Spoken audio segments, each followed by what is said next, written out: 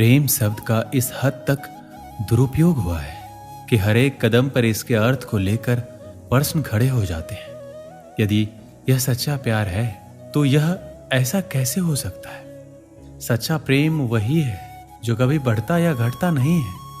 मान देने वालों के प्रति राग नहीं होता, ना ही अपमान करने वालों के प्रति द्वेष होता है। ऐसे प्रेम से दुनिया निर्दोष दिखाई देती है। ये प्रेम मनुष्य के रूप में भगवान का अनुभव करवाता है। संसार में सच्चा प्रेम है ही नहीं। सच्चा प्रेम उसी व्यक्ति में हो सकता है जिसने अपने आत्मा को पूर्ण रूप से जान लिया है। प्रेम ही ईश्वर है और ईश्वर ही प्रेम है।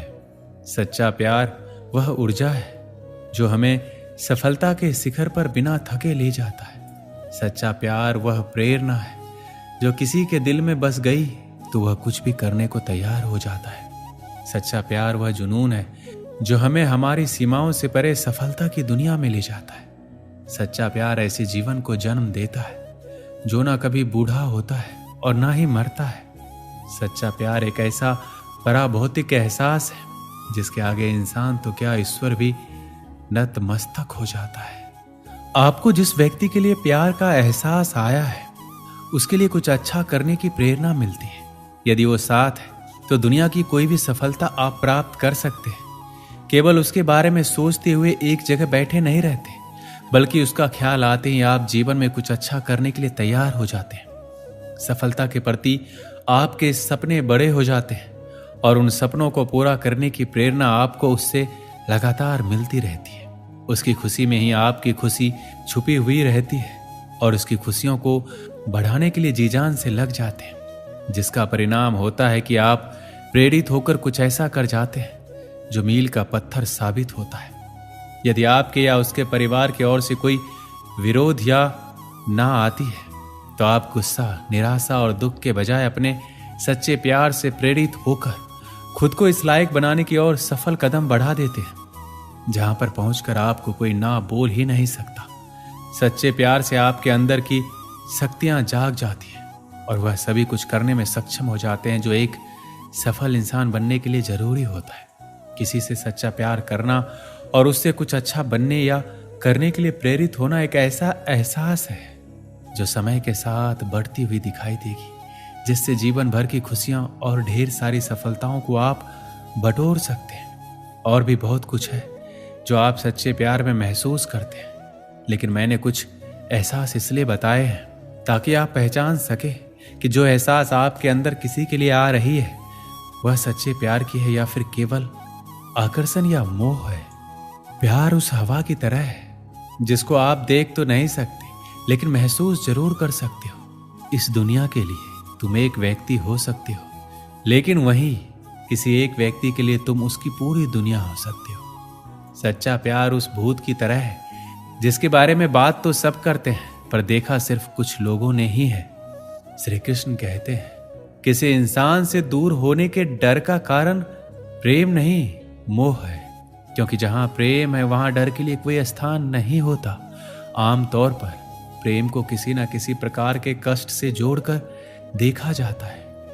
क्या यह वाकई में प्रेम है जो हमें कष्ट देता है, या फिर हम प्रेम से भटककर मोह में फंस जाते हैं और खुद को कष्ट देते हैं? आजकल जिसे लोग प्रेम कहते हैं वह किसी दूसरे के साथ खुद को बांधने का, खुद की पहचान बनाने का एक तरीका है, लेकिन यह प्रेम नहीं है, ये मोह है। हम हमेशा ही मोह को प्रेम समझ बैठते हैं, जबकि सच्चाई ये है कि मोह का प्रेम से कोई लेना देना नहीं है। अगर आप किसी इंसान से प्रेम करते हैं और वह इंसान जब आपके पास होता है तो आप परम सुख का आनंद लेते हैं, और वहीं अगर वह इंसान आपसे दूर होता है तो आप दर्द और पीड़ा से भर जाते हैं। इसका सीधा सा अर्थ यह है कि वह प्रेम नहीं मोह है, क्योंकि प्रेम में उस इंसान की गैर मौजूदगी में भी आपको वही एहसास होना चाहिए जो उसकी मौजूदगी में होता है। एक माँ जो अपने अंदर पल रहे बच्चे का एहसास पल पल कर रही है, जो अभी इस दुनिया में आया भी नहीं, जिसको उसने देखा तक नहीं कि वो कैसा है, उससे इतना प्रेम कि वो उस दर्द को भी भूल जाती है जो इस बच्चे के कारण उसको हो रहा है। उसको बिल्कुल नहीं पता कि वो बच्चा जीवन में कितना सुख या दुख उसको देगा। इसलिए माँ का जो प्रेम है उसको संसार में सबसे महान माना गया है। मोह और प्रेम में बहुत अंतर होता है। मोह का संबंध शरीर से होता है और प्रेम का संबंध आत्मा और परमात्मा से होता है। मोह हमको फंसा देता है, जबकि प्रेम हमें सभी बंधनों से मुक्त कर देता है। हर इंसान को प्रेम और मोह का ज्ञान होना आवश्यक है, क्योंकि जहां प्रेम होता है वहां मोह नहीं टिक सकता, और जहां मोह होता है वहां कभी प्रेम का वास नहीं हो सकता। इसलिए कहा जाता है कि प्रेम मुक्ति देता है और मोह बंधन। यदि सच्चा प्रेम पाना है तो कुछ पाने की इच्छाओं का मोह त्याग दो, तभी सच्चे प्रेम का एहसास हो सकता है। आपके जीवन में जब प्यार दस्तक देता है और प्यार की पहली शुरुआत होती है तो वो एहसास इतना मीठा होता है कि आपके जीवन की सारी करवाहट, सारे दर्द को समाप्त कर देता है। पर उस वक्त आप एक बात हमेशा भूल जाते हो कि मोह और प्रेम दोनों साथ साथ चलते हैं, परंतु इस सफर में अंतिम जीत किसकी होती है यह आपके ऊपर निर्भर करता है। आपका प्रेम सच्चा हो तो आप उस पर आसानी से काबू पा सकते हैं, पर मोह एक ऐसा बंधन है जिसमें आप ऐसे कैद हो जाते हैं जैसे एक पिंजरे में पंछी जो पंख होते हुए भी उस पिंजरे से आजाद नहीं हो पाता है। अच्छा बुरा सही गलत जो भी हो वो इस पिंजरे में खुश रहना सीख जाता है, जैसे आप मोह में सीख जाते हैं। इस मोह के पिंजरे से बाहर निकलकर वास्तविक प्रेम का एहसास कीजिए, जिसको आप सब कुछ अपना समझ रहे हो। क्या वो प्रेम है या सिर्फ आप मोह के बंधन में बंधे हैं? हम जो अपनी तन की आंखों से देखते हैं वो कभी प्रेम नहीं हो सकता, क्योंकि वो हमारी आंखों द्वारा बनाया गया प्रतिबिंब है, जिसको हमारे शरीर से जुड़े इन दो आंखों ने हमारे सामने प्रस्तुत किया है। प्रेम उस हवा की भांति है जो हमें दिखाई नहीं देती परंतु महसूस होती है। आप तन की आंखों से कभी प्रेम को नहीं पहचान पाओगे, क्योंकि हम तो मनुष्य हैं। तन की आंखों से तो राधा भी कृष्ण को नहीं पहचान पाई थी। इसलिए अगर प्रेम को समझना है, महसूस करना है, तो अपने आंखों को खोलिए, अपने मन की आंखों को खोलिए, तभी आप इन हवाओं के जैसे प्रेम को भी अपने अंदर महसूस कर पाओगे। इसलिए प्रेम की परिभाषा यह है कि प्रेम अंतर मन को छूने की कला है, एक सुखद अनुभूति है, एक अबूझ पहेली है, सब कुछ न्योछावर करने की इच्छा ही प्रेम है। हर मनुष्य को बस यही लगता है कि सच्चा प्रेम सिर्फ एक स्त्री और पुरुष के बीच हो सकता है, परंतु यह सत्य नहीं है। प्रेम तो परिवार से भी हो सकता है, माता पिता से हो सकता है, दोस्तों से हो सकता है, अपने वतन की मिट्टी से हो सकता है, लक्ष्य से हो सकता है, मानवता से हो सकता है। प्रेम वो शब्द है जिसकी व्याख्या असंभव है, पर इसमें जीवन छुपा है, जीने की चाह छिपी है। कभी डर तो कभी निडरता छुपी है, कभी बहुत प्रेम तो कभी घृणा छिपी है। प्रेम वो सत्य है जो कहीं ना कहीं ईश्वर से हमारा परिचय करवाता है। इसलिए प्रेम बिना जीना बेकार है। एक बार की बात है, नारद जी भगवान कृष्ण से बहुत प्रेम करते थे।